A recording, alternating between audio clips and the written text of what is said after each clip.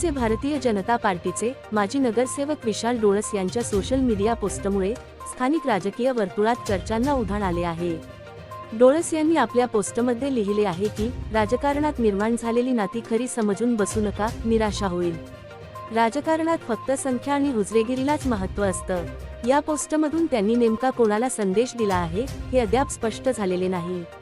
मात्र हा संदेश त्यांच्याच पक्षातील स्थानिक नेत्यांसाठी असल्याची चर्चा सिवूर परिसरात रंगू लागली आहे। विशाल डोळस यांनी 2015 ते 2020 या काळात नवी मुंबई महानगरपालिकेत सिवूर विभागाचे नगरसेवक म्हणून नेतृत्व केले होते।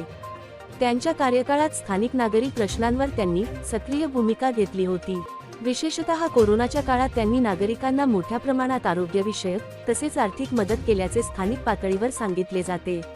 मात्र नुकत्याच झालेल्या महापालिका निवडणुकीत त्यांना पराभवाचा सामना करावा लागला। या पार्श्वभूमीवर त्यांच्या सोशल मीडिया पोस्टकडे राजकीय नाराजी किंवा मनातील कैफियत म्हणून पाहिले जात आहे।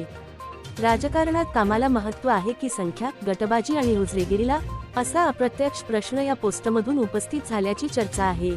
सध्या विशाल डोळस यांनी या पोस्टबाबत कोणतेही अधिकृत स्पष्टीकरण दिलेले नाही।